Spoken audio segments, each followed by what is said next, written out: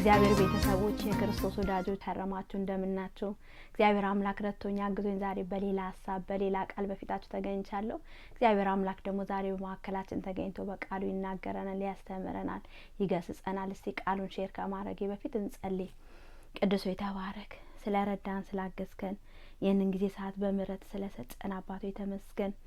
አሁንም ቃሉ ላከፈወሳቸውም እንደሚለው ቃል ዛሬ ቃልን ልከ እንድትፈውሰን፣ እንድትታደገን፣ እንድታድነን፣ ወደ ሀሳብ ወደ ፍቃድ እንድታመጣን እግዚአብሔር አባቱ ሆይ ለእያንዳንዳችን ለልባችን ለውስጣችን ጌታ ሆይ እንድትናገረን፣ ቃል እንዳይገለጥ እንዳይመጣ የሚከላከል ሰማያትን የሚዘጋ የተጽዕኖ ኃይል ሁሉ ከኔም ይህንን ከሚያዩ ከሚሰሙ ወገኖቼ ትዩ እንዲጠረግ የተከፈተ ሰማይ ለእኔም ለወገኖቼ እንድትሰጠን እግዚአብሔር አባቴና መድኃኒቱ ሰማይ ከምድር ከፍ እንደሚል ሀሳቤ ካሰባችሁ የራቀ ነው እንደሚለው ቃል ጌታ ዛሬ ግን እግዚአብሔር ቃል መጥቶ ጌታ ሆይ አንድ እንድታደርገን ከሀሳብ ጋር ከፍቃድ ጋር እንድታገናኘን እግዚአብሔር ተጽዕኖ ሁሉ በኢየሱስ ስም እንዲሰበር አየሩ ሁሉ እንዲለቀቅ እኔ በኢየሱስ ስም ጸለይኩኝ። እኔንም ባሪያ አንደበቴ ቀባ፣ ተናገር ያልከኝም ብቻ እንድናገር እርዳኝ። በደም ሸፍነኝ፣ እሳት ቅጠረኝ። የበቀል ኃይላት ሁሉ በኢየሱስ ስም ይታሰሩ። ሰማያት ሁሉ በእኔም በወገኖቼ ትይዩ የተከፈተ ይሁን። ክብር ሁሉ ለስም ይሁን በኢየሱስ ስም ሃሌሉያ። እግዚአብሔር አምላክ የሰጠኝ ሀሳብ ቃሉ ለውጥ አምጪ ትውልድ የሮሜ መጽሐፍ ምዕራፍ 12 ቁጥር 2 ላይ በኢየሱስ ስም እንደዚህ የሚል ቃል አለ።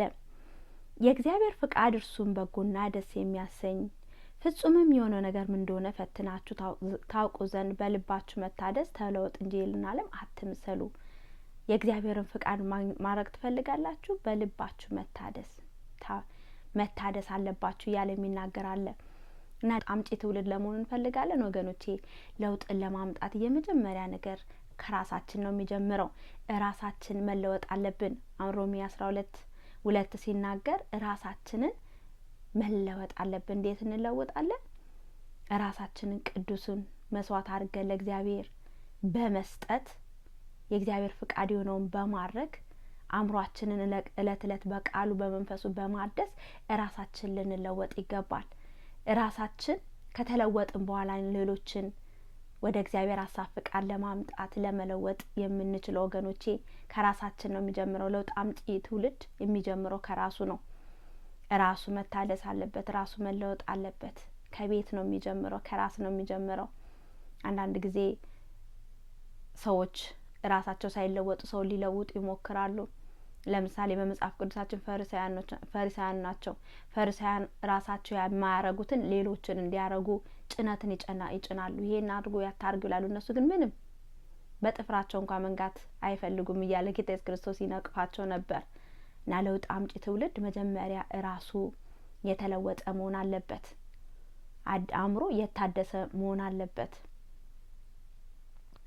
ሁልጊዜ ልቡ የታደሰ መሆን አለበት። ሌላው ደግሞ ለውጥ አምጪ ትውልድ መሆን እንፈልጋለን ወገኖቼ። እግዚአብሔርን መታዘዝ አለብን። እግዚአብሔርን መታዘዝ አለብን። እግዚአብሔር አምላክ የሚለንን መስማትና ማድረግ አለብን። እኔ በመጽሐፍ ቅዱሳችን ውስጥ አንድ በጣም የሚገርመኝ እግዚአብሔርን የሚወድ ንጉስ ነበረ።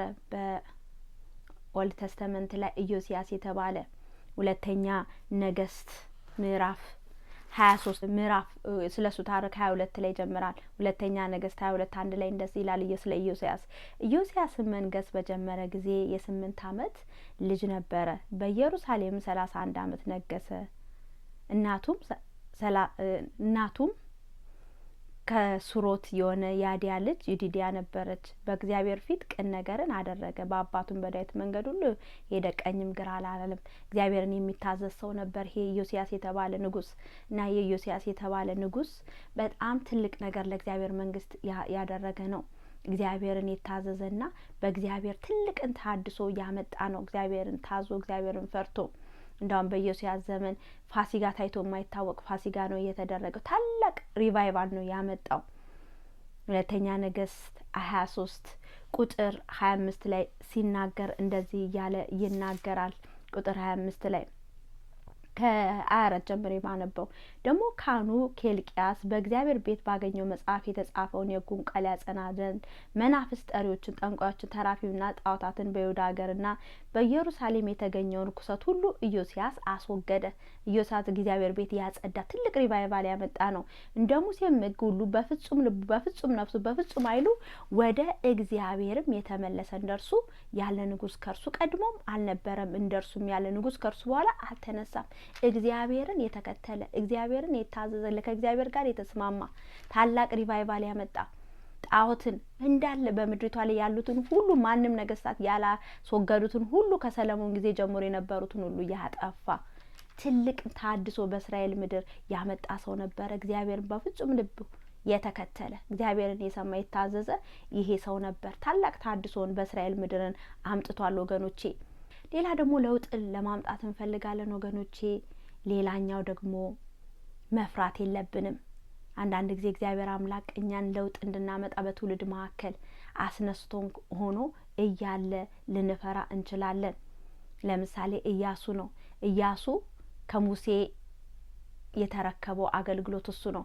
ሙሴ እስራኤላኖችን ከግብጽ ምድር በእግዚአብሔር ኃይል እንዳወጣ ከዛ በኋላ 40 ዓመት ከመራቸው በኋላ ዮርዳኖስ ጋር ሲደርስ ሙሴ እግዚአብሔር አንተ ይህንን ሕዝብ አታሻግርም ብሎ ለኢያሱ አገልግሎትን ሰጠው እና ኢያሱ የሙሴን አገልግሎት ተረከበው። ከተረከበው በኋላ ኢያሱ ፈራ እና እግዚአብሔር አምላክ አበክሮ ይናገረው ነበር። ኢያሱ ማለት ሕዝቡን የሚያሻግር በሕዝቡ ላይ ለውጥን የሚያመጣ ትውልድ ነበር።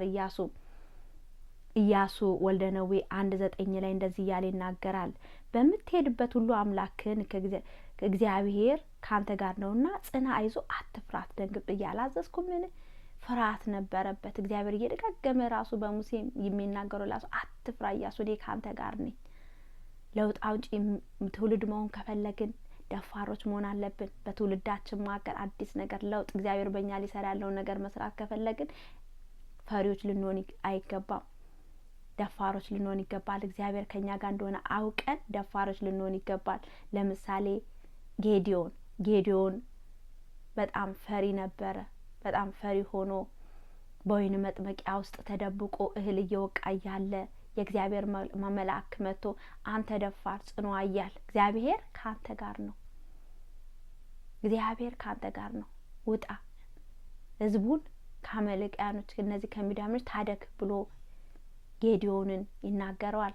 ጌዲዮን እኔ ፈሪ ነኝ፣ ከሕዝቤም ደግሞ ከእንደዚህ ወገን የተመረጥኩ እኔ በጣም አናሳ፣ እንዴት አድርጌ እንደዚህ እኔ ካንተ ጋር ሆናለሁ፣ አትፍራ እና ከዛ በኋላ እግዚአብሔር ከጌዲዮን ጋር ይሆናል። ከዛ ጌዲዮን እንደ አንድ ጭብጥ አድርጌ ይህንን እንደ አንበጣ የፈሉትን ሚዲያማኖች እሰጣለሁ አለው። ሰጠው፣ አሸነፈ።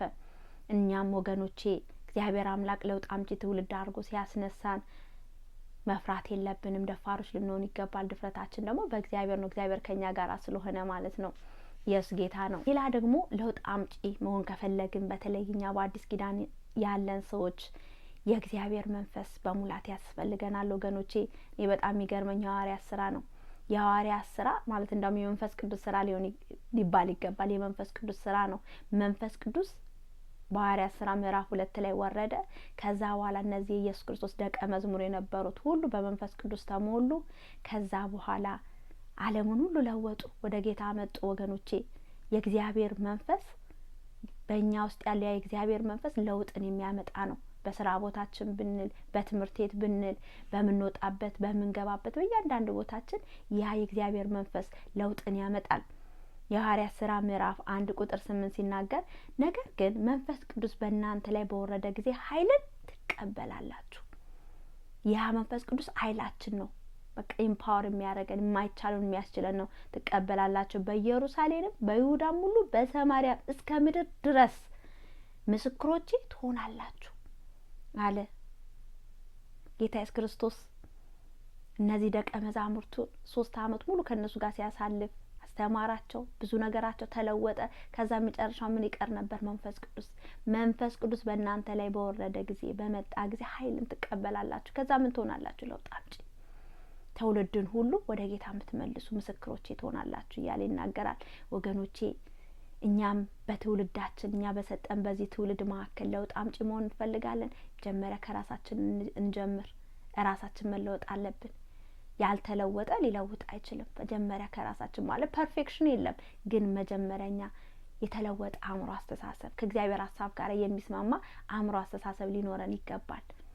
ከዛ በኋላ እግዚአብሔርን የሚለን ሁሉ መታዘዝ አለብን። ከዛ ደግሞ ታዘን ደፋሮች ሆነን ከሀሳቡ ጋራ መውጣት አለብን እንደ ጌዲዮንና እንደ ኢያሱ። ከዛ ደግሞ የእግዚአብሔር ኃይል ያስፈልገናል ወገኖቼ። በጣም በሚገርም ሁኔታ አክስለሬት ማድረግ ከፈለግን የእግዚአብሔር ኃይል አሁን ለምሳሌ አንድ በባትሪ ወይም ደግሞ በባትሪ የሚሰራ ወይ ሜካኒካል የሚሰራና አንድ በኤሌክትሪሲቲ የሚሰራ አንድ በኤሌክትሪሲቲ ፈጣን ነው፣ በሞተር የሚሰራ ፈጣን ነው። በዝም ብሎ በባትሪ ወይም ደግሞ በሜካኒካል ዝም ብሎ በጉልበት የሚሰራ ነገር በጣም ዝግዩ ነው። መንፈስ ቅዱስ ኢምፓወር የሚያደርግ ነው፣ በፍጥነት እንድንሄድ የሚያደርግ ነው፣ በፍጥነት ለውጥ እንድናመጣ። ምክንያቱም ጌታ ኢየሱስ ክርስቶስ ሲናገር ያለ እኔ ምንም ልታረጉ አትችሉም ይላል። ያለ ጌታ ኃይል ምንም ልናረግ አንችልም። ያ ኃይሉ ግን ሲመጣ ኃይሉን ትቀበላላችሁ፣ ከዛ በፍጥነት ነው ዓለሙን ሁሉ የምትዞሩት እያለ ጌታ ኢየሱስ ክርስቶስ እንኳን ለደቀ መዝሙሩ ይናገራቸው ነበር። ናም ወገኖቼ ጌታ በዚህ ዘመናችን የሚፈልገን ለውጥ አውጪ ትውልድ እንድንሆን ነው። ለውጥ እንድናመጣ በትውልድ መካከል ብዙ ነፍሳቶችን ወደ መንግስቱ እንድናመጣ። ምክንያቱም የዓለም መጨረሻ እየደረሰ ነው። ዓለማችን ልትጠቀለል ጥቂት ነው የቀራት። ይህ ዘመን ሊያልቅ ትንሽ ነው የቀረው እና በዚህ በዘመን በቀረው በዚህ ዘመናችን ወገኖቼ ለውጥ እንድናመጣ፣ ትውልዱን እንድናመጣ፣ ወደ ጌታ እንድናመጣ እግዚአብሔር አምላካችን ይርዳን። እና ጌታ የሰጠኝ ሀሳቡ ቃል ይሄ ነው። እስቲ እንጸልያለን። እግዚአብሔር አምላክ ደግሞ በሚያማችሁ ስፍራ ላይ እጃችሁን ጫኑ፣ ፈውስን ደግሞ ያመጣል። እንጸልይ። ቅዱስ የተባረክ ለውጥ አምጪ ናችሁ፣ ትውልድ ናችሁ ስላልከን እግዚአብሔር በአንተ ኃይል በአንተ መንፈስ ጌታዊ ለውጥን ስለምናመጣ እግዚአብሔር ሆይ በመንፈስ ይሄ ስለሚሆን ጌታ ሆይ ተመስገን። ጌታ ሆይ ስለመጣው ቃል ተባረክ። እኛም እንደ ኢዮስያስ ጌታ ሆይ የጣዖት የሆኑትን ከቤታችን ከህይወታችን ከእያንዳንዳችን ነገራችን እንድናወጣ እንድትረዳን፣ በቤታችን ታድሶን እንድትሰጠን፣ በሀገራችን በከተማችን በምንኖርበት በምንንቀሳቀስበት ስፍራ በስራ ቦታችን በትምህርት ቤታችን በእያንዳንዱ አንተ ባስቀመጥከን ስፍራ ጌታ ሆይ ተለውጠን ሌሎችን ጌታ ሆይ ወደ መንግስት የምናመጣ ለውጥና የምናመጣ ትውልዶች እንድታረገን ቃል እንደሚል እናንተ ያለም ብርሃን ናችሁ፣ እናንተ ያለም ጨው ናችሁ ያልከን ጌታ እንደ ጨውነታችን እንደ ብርሃንነታችን እንድንመላለስ አንተ እርዳን።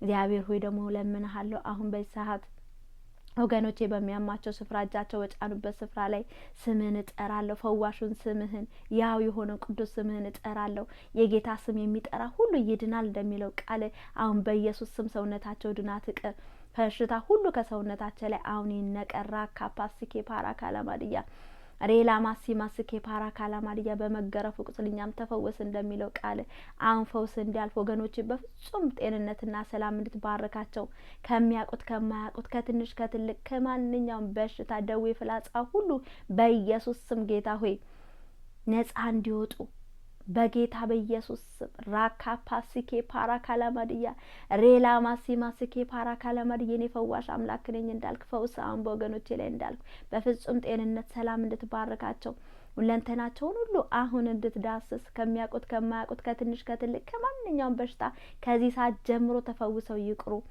እግዚአብሔር የሚያስጨንቃቸው ሁሉ ከወገኖቼ ላይ አሁን ይነሳ፣ በኢየሱስ ስም ይነሳ። ራካ ፓሲኬ ፓራ ካላማድያ አባብዬ ወገኖቼ ላንተ ሰጠው ስለነካ ስለዳሰስካቸው ሁሉ ተመስገን በኢየሱስ ስም። አንድ ጥሪ ደግሞ ሳላቀር ፕሮግራሜን አልጨርስም። ጌታ ኢየሱስ ክርስቶስን የግሌ አዳኝ ጌታ አድርጌ እቀበላለሁ ለምን ወገኖቼ የመዳን ቀን ዛሬ ነው። ስለ ነገ የምናውቀው ነገር የለም። ዛሬ ነው እየኖርን ያለነው፣ ነገ የኛ ላትሆን ትችላለች። እግዚአብሔር አምላክ እንደሚናገረው ዛሬ ድምጹን ብትሰሙ ልባችሁን ልከኛ አታርጉ ይላል። ዛሬ ጌታ በእኔ ተናግሯቸዋል። ልባችሁን ልከኛ አታርጉ። የመዳን ቀን ደግሞ ዛሬ ነው። ለተቀበሉት በስሙ ለሚያምኑ እነሱ የእግዚአብሔር ልጆች ይሆኑ ዘንድ ስልጣን ሰጣቸው ይላል። ጌታ ኢየሱስ ክርስቶስን አምነዋለሁ፣ እቀበላለሁ፣ ስለኔ ኃጢአት ሞቷል፣ ዋጋ ከፍሎልኛል፣ የኔ አዳኜ ነው፣ ጌታዬ ነው፣ ህይወቴን ኮምፕሊት ለሱ ሰጣለሁ ለምንል ይህንን ጸሎት ከኔ ጋር ጸልያላችሁ። ከዛም ደግሞ እኔ ባረካችኋለሁ። ሃሌሉያ። ጌታ ሆይ ወደ አንተ መጥቻለሁ። ኢየሱስን የግሌ አዳኝ ጌታ ካህን አድርጌ እቀበላለሁ። በልቤ አምናለሁ፣ ባፌም ደግሞ እመሰክራለሁ። ኃጢአቴን ሁሉ ይቅር በለኝ፣ ስሜንም በሕይወት መዝገብ ላይ ጻፈው። ስለተቀበልከኝ አመሰግናለሁ በኢየሱስ ስም። አባቱ ይህንን የጸለዩ ወገኖች ይባርካቸው። ሲወጡ ይባረኩ፣ ሲገቡ ይባረኩ። ሕይወት ነፍሳቸው ሁሉ ባንተ ይባረክ። እግዚአብሔር ወደ እኔ የመጡትን ፍጹም ወደ ውጭ አላወጣቸውም እንዳልክ በቤት ትከላቸው፣ አሳድጋቸው፣ ለውጣቸው፣ ለውጥ አምጪ ትውልድ አድርጋቸው። እግዚአብሔር ሆይ ስለረዳሃቸው፣ እግዚአብሔር አንተን ዛሬ እንዲያገኙ ከአንተ ጋር አንድ እንዲሆኑ እድሉን ስለሰጣቸው ጌታ ሆይ ተመስገን።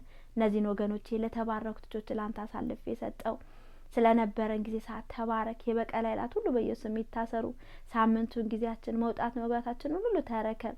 የበቀል ኃይላት ሁሉ ይታሰሩ። ቃል ብቻ በሕይወታችን ላይ ያለፈ ይስራ። በእያንዳንዳችን በሕይወታችን ላይ ጌታ ሆይ አንተ ጌታ እየለወጥከን ለብዙዎች መለወጥ ምክንያት አድርገን በኢየሱስ ስም። ኢየሱስ ጌታ ነው። እንግዲህ ፕሮግራማችንን ጨርሰናል ወገኖቼ። ላይክ ሰብስክራይብ ያላረጋችሁ ሰብስክራይብ አድርጉ። በሚቀጥለው ጊዜ ደግሞ ጌታ ቢረዳኝና በሕይወት ብኖር በሌላ ሀሳብ በሌላ ቃል በፊታችሁ ቀርባለሁ። ጌታ ኢየሱስ ክርስቶስ ይወዳችኋል፣ እኔም ደግሞ ወዳችኋለሁ። ተባረኩልኝ። አሜን።